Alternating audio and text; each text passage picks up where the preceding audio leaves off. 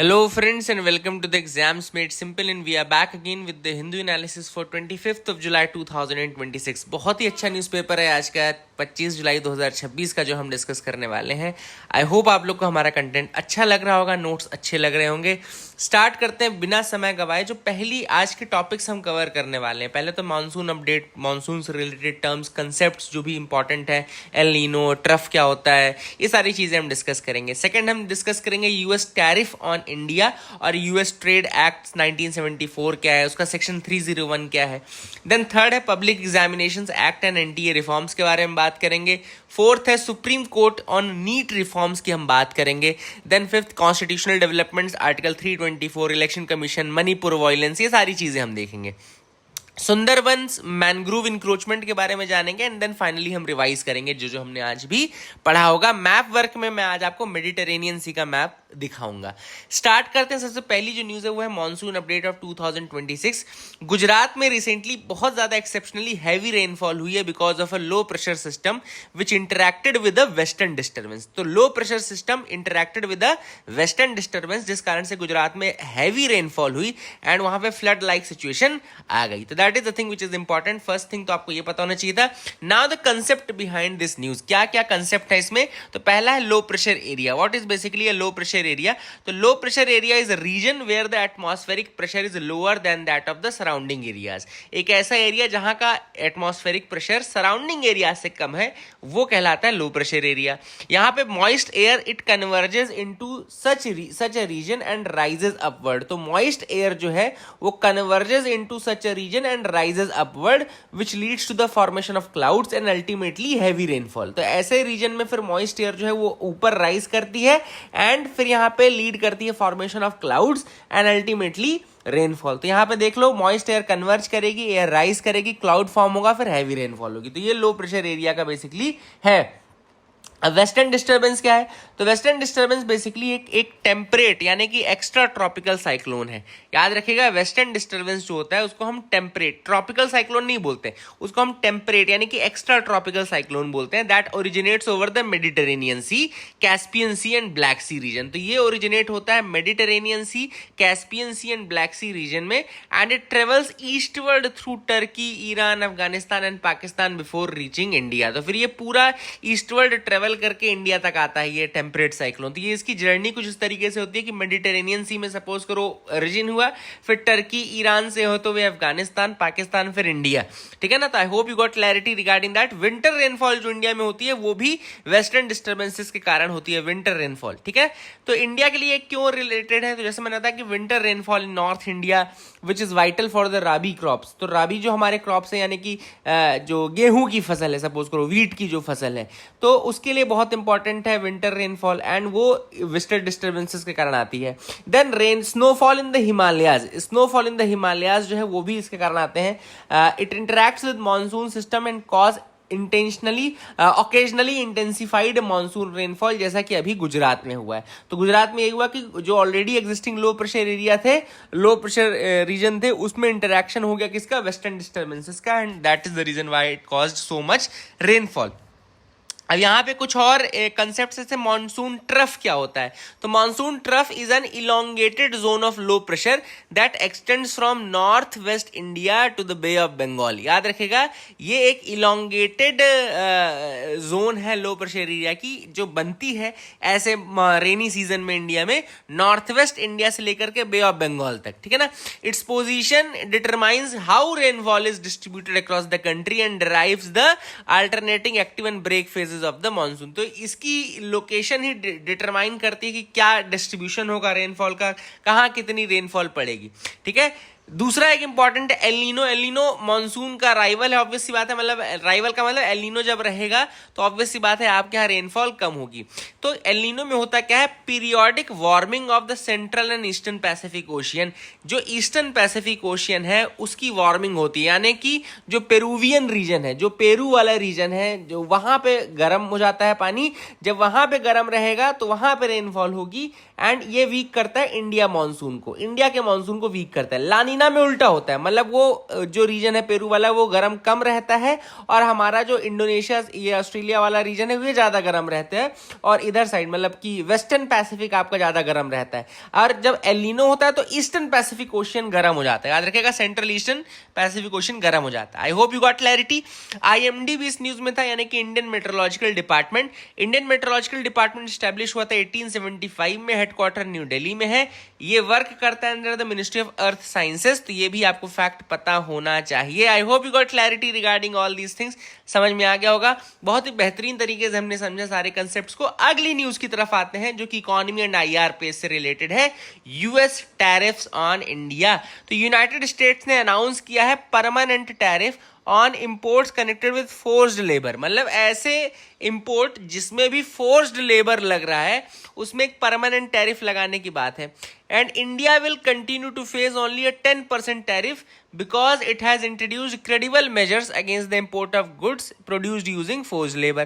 तो याद रखिएगा, एक तो यूनाइटेड स्टेट्स ने अनाउंस किया परमानेंट टैरिफ ऐसे इंपोर्ट्स पे जिनका ओरिजिन फोर्स्ड लेबर से हो रहा है, लेकिन इंडिया में 10% का टैक्स लग रहा है क्योंकि इंडिया ने काफी चीजें की है for stopping the forced labour and all.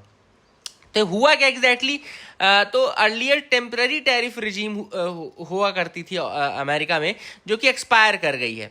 तो यूएस ने basically section 301 of the US trades act 1974 के अंतर्गत ये कहा, इवैल्यूएशन किया है कि ऐसी कंट्रीज में ऐसे कौन कौन सी चीजें हैं जो बन रहे हैं because of forced labour goods, ठीक है ना। तो उनके इवैल्यूएशन के बाद इंडिया को 10% टैरिफ कैटेगरी में रखा गया है। अब फोर्स्ड लेबर क्या होता है कि it is any work which is extracted from a person under threat or coercion through debt bondage or without person's free consent। मतलब अगर आप किसी व्यक्ति से काम करा रहे हो यूजिंग थ्रेट और कोवर्जन और and through debt bondages without that person's consent, तो वो फिर आपका कहलाएगा क्या, फोर्स्ड लेबर। तो इंडिया पे जो टैरिफ लगाया जा रहा है वो केवल 10% का टैरिफ लगा, मतलब कम रेंज का टैरिफ लगाया जा रहा है क्योंकि इंडिया ऑलरेडी बहुत सारे काम करती है to stop the forced labour and all, है ना। अब यहाँ पे कंसेप्ट जो इंपॉर्टेंट है वो हम देख लेते हैं। सबसे पहला इंपॉर्टेंट कंसेप्ट है सेक्शन 301 यूएस ट्रेड्स एक्ट 1974 का। It allows the US government to investigate unfair trade practices.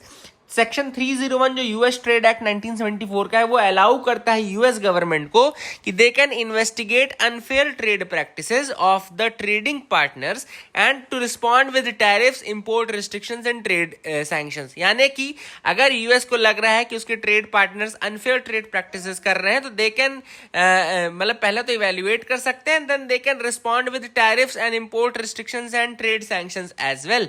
I hope you got clarity regarding that. अच्छा, एक होता है, कई बार लोगों को लगता है कि टैरिफ लगा दिया, कोटा लगा दिया, एम्बार्गो लगा दिया, तीनों चीजें सेम होती हैं। नहीं, तीनों चीजें अलग अलग होती हैं। Tariff basically tax imposed on imported goods है which raises their price in the domestic market. मतलब कि टैक्स अगर टैरिफ लगा रहे हैं तो इसका मतलब वो टैक्स लगा रहे हैं और टैक्स उनकी प्राइस बढ़ा देगा। देन कोटा अगर हुआ है, quota is the limitation on the quantity, मतलब कि अगर आपकी क्वांटिटी में रिस्ट्रिक्शंस लगा दिया जाए, यानी कि सपोज करो आपको बोला जाए कि आप 1000 किलो आम ही बेच पाओगे एक पूरे साल में, तो ये जो रिस्ट्रिक्शन है ये कोटा रिस्ट्रिक्शन कहलाएगा, यानी कि क्वांटिटी पे रिस्ट्रिक्शन। देन थर्ड है embargo. It is a complete ban on trade with a particular country और इन अ पर्टिकुलर प्रोडक्ट। अगर किसी एक पर्टिकुलर प्रोडक्ट पे कंप्लीट बैन लगा दिया तो वो एम्बार्गो हो जाता है। सपोज करो बोला कि भैया आपके यहाँ चिकन नहीं लेंगे हम, so that is complete ban, तो एम्बार्गो हो गया, ठीक है। I hope you got clarity regarding that as well. अच्छा, फोर्स्ड लेबर के जो कन्वेंशन है वो भी इंपॉर्टेंट आपको बता देता हूँ। फोर्स्ड लेबर का ILO कन्वेंशन याद रखिए, convention number 29, it is forced labour, and convention number 105 abolition of forced labour, ठीक है। दे आर द 2 की ILO conventions on the subject and India has ratified both. याद रखिएगा, इंडिया ने दोनों को रेटिफाई किया है।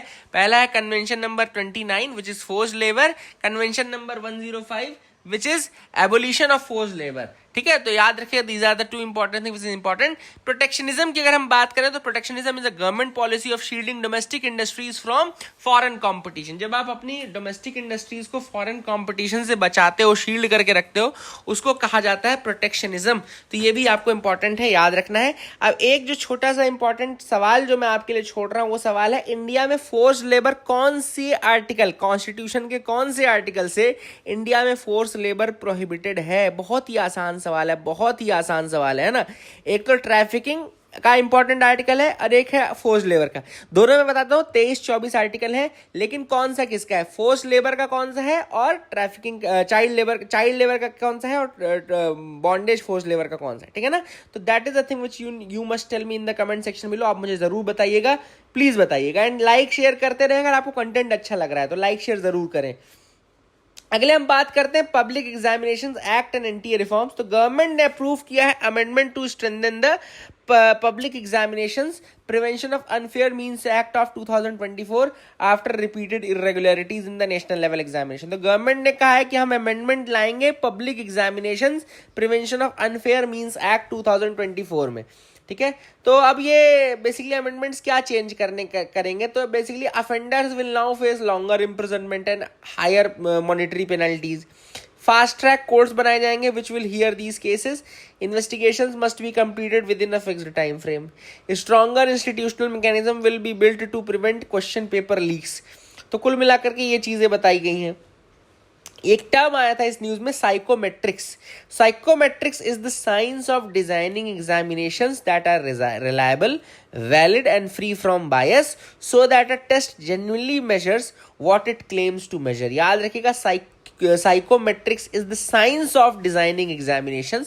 It is the science of designing examinations which are reliable, valid and free from bias. याद रखिएगा, ये है साइकोमेट्रिक्स, ये भी याद रखना। एनटीए कैसे रिफॉर्म की जाएगी, यानी कि national testing agency. The government has terminated 47 officials of the NTA. Fresh recruitment has begun in cyber security, AI-based assessment, digital forensics, examination, logistics and psychometrics. तो ठीक है, ये सारी चीज़ें कर रहे हैं, देख लेना। अब यहाँ पे कंप्यूटर बेस्ड टेस्ट की बात चल रही है, तो वो भी बता देता हूँ आप लोगों को। एडवांटेजेस क्या होते हैं कंप्यूटर बेस्ड टेस्ट के, तो evaluation becomes far faster, so results can be declared early. The chances of question paper leaks fall sharply because there is no physical paper to steal. Adaptive testing becomes possible and the entire process becomes more transparent. ये CBT के advantages हैं, लेकिन challenges भी हैं। Examination system becomes vulnerable to cyber attack and data theft. The digital divide may put rural candidates and poorer household at a disadvantage. तो ये important चीज़ है जो कि आपको याद रखना है। अगर हम एनटीए की बात करें तो एनटीए यानी कि नेशनल टेस्टिंग एजेंसी, इसका ईयर एस्टेब्लिशमेंट का है 2017। ऑटोनॉमस नेचर की बॉडी है। It is not a constitutional और स्टैट्यूटरी ऑर्गेनाइजेशन, ना ही कॉन्स्टिट्यूशनल है ना ही स्टैट्यूटरी ऑर्गेनाइजेशन है। मिनिस्ट्री के अंदर आती है, ministry of education. Examination conduct कराती है नीट का, सीयूईटी का, यूजीसी नेट का, जेईई मेंस, ये सारे एग्जामिनेशन ही कंडक्ट कराती है। I hope you got clarity regarding that as well. NTA के बारे में भी आपको पता चल गया होगा। आगे मूव करते हैं, देखते हैं क्या इंपॉर्टेंट है। सुप्रीम कोर्ट ने नीट रिफॉर्म्स के बारे में क्या बोला है। तो supreme court has sought a detailed roadmap from the government on shifting NEET to a computer based mode. तो कुल मिलाकर के सुप्रीम कोर्ट ने कहा कि एक डिटेल्ड रोड मैप दो, जो कंप्यूटर बेस्ड ऊपर हमने टेस्ट की बात की है कि नीट को आप कंप्यूटर बेस्ड टेस्ट कैसे करोगे, क्या करोगे, कॉन्क्रीट प्लान्स आपके क्या है साइबर सिक्योरिटी को के लिए, डाटा प्रोटेक्शन के लिए, इंस्टीट्यूशनल रिफॉर्म्स क्या क्या आप कर रहे हो। तो कोर्ट का ऑब्जर्वेशन ये था कि paper leaks can not be solved through extraordinary one time arrangement alone. तो उनका कहना है कि पेपर लीक आप वन टाइम अरेंजमेंट से नहीं रोक पाओगे, जरूरत है परमानेंट इंस्टीट्यूशनल रिफॉर्म्स की, सिक्योर्ड डिजिटल इंफ्रास्ट्रक्चर की, एंड स्ट्रॉन्ग एग्जामिनेशन इकोसिस्टम की, ठीक है ना। तो परमानेंट इंस्टीट्यूशनल रिफॉर्म्स, जैसे आप लोग को लिखने के लिए भी आएगा ना ऐसे वैसे आए, तो आप ऐसे ही लिखना कि परमानेंट इंस्टीट्यूशनल रिफॉर्म्स क्या क्या है। जैसे मान लो ऐसे आ गया तो परमानेंट इंस्टीट्यूशनल रिफॉर्म्स लिख देना, सिक्योर्ड डिजिटल इंफ्रास्ट्रक्चर में लिख देना, स्ट्रॉन्ग एग्जामिनेशन इकोसिस्टम, ये सारे अलग अलग पॉइंट बना सकते हो आप लोग, है ना। अच्छा, एक कमिटी है Radhakrishnan committee. It was constituted by minister of education under the chairmanship of doctor K Radhakrishnan, former chairman of ISRO, to recommend examination reforms. लिख लेना आप लोग राधा कृष्णन कमिटी के बारे में। Committee under the minister of education, K Radhakrishnan former chairman of ISRO है, for recommending examination reforms. तो committee ने क्या रिकमेंडेशन दिया है, to shift to a computer based testing, CBT. याद रखना, it has recommended for shifting to a CBT, computer based testing, AI enabled monitoring and examination centres, strong cyber security, better and larger question bank, transparent recruitment within the agency, improved overall governance of the testing system. ये recommendations हैं by the Radha Krishnan committee. Radha Krishnan committee आपको बता दी मैंने क्या है, याद रखना। अगला टॉपिक है article 324 and the election commission.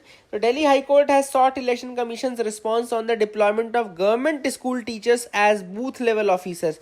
तो भैया हाई कोर्ट ने मांगा है इलेक्शन कमिश्नर से response on deployment of government school teacher. जो गवर्नमेंट स्कूल के टीचर्स हैं उनको बीएलओ यानी कि बूथ लेवल ऑफिसर्स के रूप में जो एसआईआर के टाइम पे लगाया गया है उसके बारे में उन्होंने पूछा है।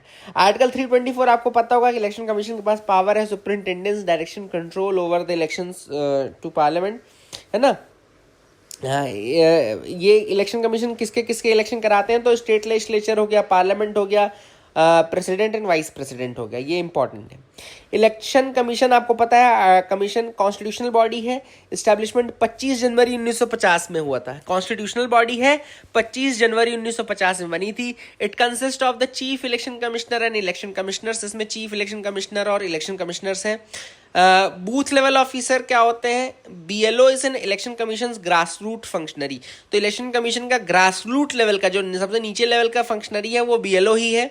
वो वेरीफाई करता है इलेक्टोरल रोल को at the booth level. Booth level पे इलेक्टोरल रोल को वेरीफाई करने का काम करता है, नए वोटर्स को ऐड करता है, डिलीट करता है डुप्लीकेट एंट्रीज को, और door to door verification carry करता है। ये भी याद रखना बीएलओ का काम, ठीक है। इलेक्टोरल रोल मैंने आपको बता दिया है, एक ऐसा ऑफिशियल लिस्ट एलिजिबल वोटर्स की जिसमें जो इलेक्शन कमीशन मेंटेन करता है उसमें उन्हीं व्यक्तियों का नाम होता है जो 18 साल से उम्र के ज़्यादा रहते हैं एंड ऑर्डिनरी रेसिडेंट होते हैं कॉन्स्टिट्यूएंसी के, ठीक है ना। आर्टिकल 324 हो गया, is establishes the election commission and gives superintendence direction control over election. Article 325 हो गया, it provides for one general electoral roll for every constituency, ये आर्टिकल 325 में है। आर्टिकल 326 हो गया दैट 18 साल से ऊपर के लोग जो एडल्ट सफरेज है, universal adult suffrage, basis of adult suffrage, every citizen aged 18 और above has the right to vote, article 326 बोलता है, ठीक है ना। I hope you got clarity regarding that aspect as well. अगला देखो आपका टॉपिक है सुंदरबंस मैनग्रोव इंक्रोचमेंट। तो हुआ न्यूज में क्यों है ये, because large area of the mangrove forest in Sundarban है reportedly with converted into shallow fish pond locally called भेरीज। याद रखना हुआ क्या है कि जो सुंदरबन का मैनग्रोव वाला रीजन है उसको कई लोगों ने कई जगहों पे शैलो फिश पॉन्ड्स में कन्वर्ट कर दिया, इनको भेरी कहा जाता है, भेरीज, ये लिख लेना, ये टर्म इंपॉर्टेंट है। And it has raised serious concerns about ecological degradation in the delta region, क्योंकि मैनग्रोव का सबसे बड़ा जो गढ़ है वो सुंदरबन ही है इंडिया में। Sundarban is spread across West Bengal and Bangladesh and is the largest mangrove forest in the world. World का लार्जेस्ट मैनग्रोव फॉरेस्ट है, यूनेस्को वर्ल्ड हेरिटेज साइट भी है, Ramsar wetland of international importance भी है, ये सारी चीजें हैं। मैनग्रोव्स का इंपॉर्टेंस आप सबको पता है कि ये कोस्टल इरोजन को प्रिवेंट करता है, नेचुरल बैरियर अगेंस्ट साइक्लोन की तरह काम करता है। They serve as nurseries for marine fish and shelter enormous biodiversity. They sequester large amount of carbon, इनको इसी को ब्लू कार्बन कहते हैं, जो मैनग्रोव जिसको सीक्वेस्टर करते हैं ना, तो so called blue carbon is basically sequestered in large amount by the mangroves. तो that is something which is important, I hope you got clarity. इसके अलावा डेल्टा रीजन में आपको royal Bengal tiger, saltwater crocodile, fishing cat, olive ridley turtle and Gangetic dolphin मिल जाती है। तो ये सारी इंपॉर्टेंट बायोडाइवर्सिटी को भी होल्ड करता है। अब यहाँ पे थोड़ा सा आपको बता दूं ब्लू कार्बन क्या होता है, जो इंपॉर्टेंट है। Blue carbon is the carbon captured and stored bye coastal and marine ecosystem, chiefly mangrove, salt marches and sea grass meadows. याद रखना ब्लू कार्बन वो कार्बन है which is captured and stored bye coastal and marine ecosystem. तो coastal and marine ecosystem जिस carbon को hold करते हैं, capture करते हैं, उसको बोलते हैं ब्लू कार्बन। ये इसमें कौन से कोस्टल मेरीन इकोसिस्टम है, mangrove, salt marches and sea grass meadows आते हैं। These ecosystems are exceptional carbon sinks, protecting them is important. ये कार्बन सिंक की तरह काम कर रहा है, इसलिए इनको इंपॉर्टेंट है इनको प्रोटेक्ट करना। And West Bengal is the largest mangrove cover in India. Other major mangrove bearing regions include Gujarat, the Andaman Nicobar island and Orissa. Mangroves जो होते हैं वो हेलोफाइट्स होते हैं, यानी कि सॉल्ट टॉलरेंट प्लांट होते हैं and they thrive in Saleen coastal environment. अच्छा, एक आपसे सवाल और है कि उनकी जो रूट्स होती हैं उसमें याद रखना न्यूमेटोफोर्स होता है, न्यूमेटोफोर्स। आप बताना है न्यूमेटोफोर क्या होता है, मैंने आपको बता दिया टर्म, अब आप मुझे बताना न्यूमेटोफोर क्या होता है, ठीक है ना। That is thing which is important. Sundarban के बारे में याद रखना कि वर्ल्ड का लार्जेस्ट मैनग्रोव फॉरेस्ट है, part of world's largest delta है, गंगा ब्रह्मपुत्र मेघना delta, UNESCO world heritage site है, Ramsar wetland of international importance भी है। बात कर लेते हैं यूनिफॉर्म सिविल कोड की। तो छत्तीसगढ़ गवर्नमेंट ने भी कमेटी बनाई है to prepare draft uniform civil code. Uniform civil code आप सबको पता है कि one common set of civil laws. Civil laws का मतलब मैरिज हो गया, एडॉप्शन हो गया, डाइवोर्स हो गया, सक्सेशन हो गया, इनहेरिटेंस हो गया, मेंटेनेंस हो गया। तो सारे सिटीजन्स पे इररिस्पेक्टिव ऑफ रिलीजन जब ये लागू हो जाएगा तो इसको यूनिफॉर्म बोलेंगे। अभी जैसे मुस्लिम्स का अलग है, क्रिश्चियंस का अलग है, हिंदूज का अलग है, वैसे ही जब यूनिफॉर्म सिविल कोड आ जाएगा तो सारे रिलीजन के लोगों के लिए एक तरीके के सिविल लॉज लगेंगे। कॉन्स्टिट्यूशन में आर्टिकल 44 अगर आप हम देखें, डीपीएसपी जो है उसमें लिखा हुआ है the state shall endeavour to secure for the citizen a uniform civil code throughout the territory of India, ठीक है ना। तो आर्टिकल 44 क्या है, basically directive principle of state policy है, पार्ट 4 में आता है कॉन्स्टिट्यूशन के। डायरेक्टिव प्रिंसिपल्स जो है वो इन्फोर्सिएबल नहीं होते हैं, but they are fundamental in the for the governance of the country, है ना। They are not enforceable but very fundamental for the governance of the country. कुछ लैंडमार्क केसेस बता देता हूं आपको। शाहबानो केस 1985 का, जिसमें सुप्रीम कोर्ट ने कहा कि भाई मेंटेनेंस देना to a divorced Muslim women that is important, ठीक है ना। सरला मुदगल केस 1995 का, सुप्रीम कोर्ट ने कहा uniform civil code would help promote national integration. Shayara Bano case 2017 में court declare the practice of instant triple talaq unconstitutional. तो इस तरीके से यही चीज़ें हैं जो कि कुछ आर्गुमेंट्स हैं जो कि फेवर में हैं यूनिफॉर्म सिविल कोड के। जैसे कि उन्होंने कहा कि जेंडर जस्टिस होगा, पर्सनल लॉज जो है कई बार वो वुमेन को डिसएडवांटेज देते हैं, इसलिए यूनिफॉर्म सिविल कोड जो होगा वो जेंडर जस्टिस प्रोवाइड करेगा। Strengthen the equality before the law, क्योंकि चूंकि सारे सिटीजन बराबर तरीके से होंगे तो इक्वालिटी बिफोर द लॉ है। सिंगल लीगल फ्रेमवर्क रहेगा, it would promote national integration and simplify the law. Against argument क्या है, तो कई लोग कहते हैं कि भाई फ्रीडम ऑफ रिलीजन से इंटरफेरेंस है। कई लोग कहते हैं कि भैया इंडिया की कल्चरल डाइवर्सिटी है, अगर आप उसको यूनिफॉर्म कर दोगे तो मतलब वो सब चेंज हो जाएगी, डाइवर्सिटी का कहीं रह नहीं जाएगी। Personal law is a concurrent subject, so federal concerns arise and minorities harbour apprehensions about majoritarian position. तो माइनॉरिटीज का कहना है कि भैया ये तो एक तरीके से मेजोरिटेरियन है, ठीक है। All this things are important. Manipur violence special courts news में थे। सुप्रीम कोर्ट ने प्रपोज किया है establishment of special courts for day to day trial arising from 2023 Manipur violence. Supreme court ने कहा है कि भैया स्पेशल कोर्ट्स बनाओ for day to day trial of the cases arising out of 2023 Manipur violence. Supreme court क्या चाहता है, the court wants investigations to be एक्सपीडाइटेड, मतलब उनको कहना है कि भाई जल्दी से जल्दी इन्वेस्टिगेशंस हो, ट्रायल्स हो without any delay, witness protection रहे एंड जस्टिस जल्दी से जल्दी डिलीवर हो। स्पेशल कोर्ट्स क्या होते हैं, special courts basically are established for speedy disposal of specific categories of cases. For example POCSO case courts जो है स्पेशल कोर्ट्स हैं, सीबीआई कोर्ट्स स्पेशल कोर्ट्स हैं, NIA courts special courts and fast track courts basically are examples of this model, ठीक है। Article 21 जो है India में guarantee करता है right to life and personal liberty, इसमें राइट टू स्पीडी ट्रायल भी आता है, राइट टू स्पीडी ट्रायल भी आर्टिकल 21 का पार्ट है। एंड आर्टिकल 14 कहता है इक्वलिटी बिफोर द लॉ, ठीक है। इसमें हुसैनारा खातून वर्सेस स्टेट ऑफ बिहार का केस इंपॉर्टेंट है 1979 का, जिसमें सुप्रीम कोर्ट ने कहा speedy trial is a fundamental right following from article 21। याद रखना इस चीज को, हुसैनारा खातून वर्सेस स्टेट ऑफ बिहार 1979 का केस, सुप्रीम कोर्ट ने कहा speedy trial is a fundamental right. बहुत बहुत इंपॉर्टेंट लैंडमार्क केस बता रहा हूं आपको। अगला है नेशनल ऑनर्स अमेंडमेंट बिल 2026, अभी राज्यसभा में गया है basically to extend the penalties for insulting national symbols and national song Vande Mataram. इनका कहना है भैया अगर किसी ने वंदे मातरम की बेइज्जती की तो पेनल्टी दो। अभी prevention of insult to national honours act 1971 था, अब उसमें अमेंडमेंट लाया गया नेशनल ऑनर्स अमेंडमेंट बिल 2026, ठीक है ना। जो 1971 का एक्ट था नेशनल ऑनर्स एक्ट, वो केवल national flag, constitution of India and national anthem को प्रोटेक्ट कर रहा था। याद रखना, national flag, constitution of India और नेशनल एंथम को प्रोटेक्ट कर रहा था। नेशनल सॉन्ग जो है अपना वंदे मातरम, उसको नहीं कर रहा था, तो अब उसको इंक्लूड किया जाएगा इस अमेंडमेंट के बाद, ठीक है। ये इंपॉर्टेंट आपको पता होना चाहिए। नेशनल एंथम जनगण मन आपको पता है कि रिटन बाय रविन्द्रनाथ टैगोर है and adopted by the constituent assembly on 24 जनवरी 1950। 24 जनवरी 1950 को अडॉप्ट किया गया था। वंदे मातरम रिटन बाय बंकिम चंद्र चट्टोपाध्याय है, टेकन फ्रॉम नॉवेल आनंद मठ। इसके केवल पहले 2 स्टैंजा जो है उनको नेशनल सॉन्ग का वो दिया जाता है। ठीक है, कॉन्स्टिट्यूशन याद रखना नेशनल सॉन्ग या नेशनल एंथम को डिफाइन नहीं करता है, दोनों को ही बराबर का स्टेटस दिया गया है थ्रू कॉन्स्टिट्यूएंट असेंबली। ठीक है, 24 जनवरी 1950 आर्टिकल। लेकिन 51 ए जब आप पढ़ेंगे यानी कि फंडामेंटल ड्यूटीज, तो वहां पे national song finds no mention in the constitutional text, तो वहां पे नेशनल सॉन्ग का टेक्स्ट आपको नहीं मिलेगा। अब आज के मैप में जो इंपॉर्टेंट आपको करने हैं 3 आप खुद करेंगे, गुजरात, सुंदरबन और बे ऑफ बंगाल। आप ये खुद देखेंगे। मेडिटेरेनियन सी मैं आपको दिखा देता हूँ एक बार। ठीक है, let me show you the Mediterranean सी।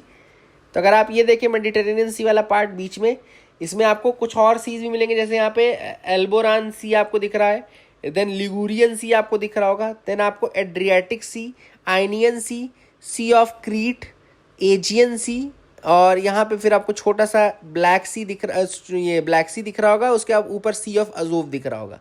ठीक है, ये सारे इंपॉर्टेंट सीज हैं। कंट्रीज आपको दिख रही हैं, Morocco, Spain, France, Italy, Slovenia, Croatia, Bosnia Herzegovina, Montenegro, Albania, Greece, Turkey, Cyprus, Syria, Lebanon, Israel, Egypt, Libya. देखो, जब भी मैं इसका मैप बताता हूँ ना, तो मैं एक चीज़ जरूर बोलता हूँ कि जॉर्डन टच नहीं करता है। क्यों? क्योंकि जब भी यूपीएससी क्वेश्चन पूछेगा वो जॉर्डन ऑप्शन में देगा ही देगा, और याद रखना जॉर्डन मेडिटेरेनियन को टच नहीं करता है। आप क्वेश्चन सॉल्व कर लोगे। ठीक है, I hope you got clarity. कुछ 1 लाइनर्स हैं रैपिड रिवीजन के लिए, आप देख लीजिए, आप पढ़ लीजिए। जो मैंने बताए वही सारी चीज़ें यहाँ पे मेंशन्ड है, उसमें कुछ अलग नहीं है। और कुछ प्रीलिम्स का क्वेश्चन हम देख लेते हैं। पहला सवाल आप देखिए, consider the following statements regarding western disturbances. They originate near the Mediterranean Sea. They bring winter rainfall to the North India. They are tropical cyclones. तो देखो, तीसरा स्टेटमेंट गलत है, मैंने बताया था एक्स्ट्रा ट्रॉपिकल होते हैं, they are temperate cyclones। तो थर्ड गलत है, 1 2 will be the answer। Question number 2 uniform civil code पे है। Article 44 is a fundamental right, गलत हो जाएगा। Second statement, it forms part of the directive principle, सही है। It seeks common civil law for all citizen, सही है। ठीक है,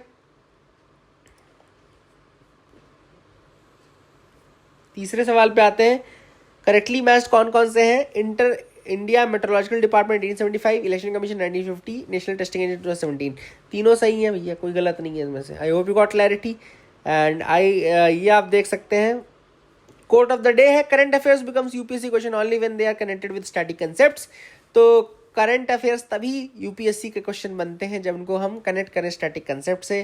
तो आई होप आप लोग को अच्छा लगा होगा हमारा जो हम बैकग्राउंड प्रोवाइड कर रहे हैं। Keep loving us, keep sharing us. Thank you, have a nice day.